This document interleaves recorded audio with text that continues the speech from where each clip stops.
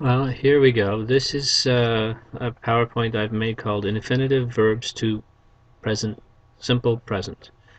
So let's go ahead and find out what it has here. So let's click on it and let's begin. All infinitive verbs in English are composed of two words.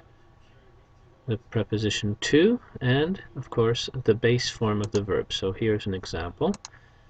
To go, to see, to eat, to communicate, to sniff. These are just some of the many examples, and as you can see, they all have the word to with the base verb. To make the simple present, you must start with the root of the infinitive or base form of the verb and conjugate the verb with the subject pronoun that it corresponds to. So let's take a look here. Here is an infinitive, to jump.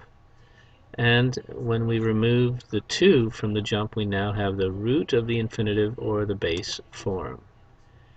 So let's make the simple present tense, and here's how we do that.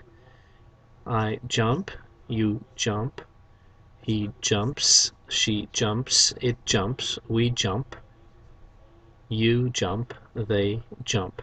Please note that the rule for the simple present states that you must add an S or an ES to the third person singular, which is he, she, and it, and that there are no exceptions to this rule.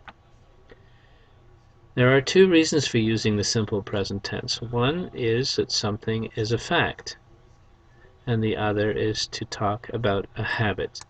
So let's take a look at what a fact looks like. I'm sure most of you feel very comfortable in identifying a statement of fact. So, she is a girl, he is a boy, they like to travel, they study at Edouard Montpetit are all different facts. There are keywords that help us recognize habits. So now let's talk about habits. He eats breakfast every day. They often go to Florida in the winter. These are habits because they have words that express repeated actions. So, what are the key words for the simple present tense? Most of you have learned these in high school, and you probably just need a little stimulus to remember them. So let's take a look. So how much is 100% of something? And the answer is, in English, we use the word always. How about 0%? When you do something 0%, you do it never. What about 50%? Sometimes. 78% would be two words that you've learned. One which means often, souvent, and usually, d'habitude. And then, of course, if you do something at 2% of the time, you either do it rarely or seldom. So these are keywords that you must look for when you're using the simple present. Of course, the word every followed by an expression of time is another key word. So every day, every week, every year.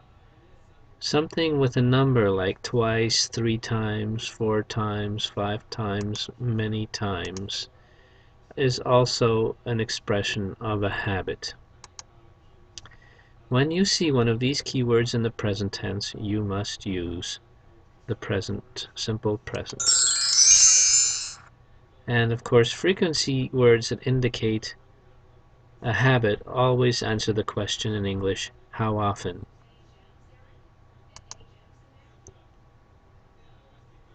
Okay, we'll come back then eventually to the second part. Thank you.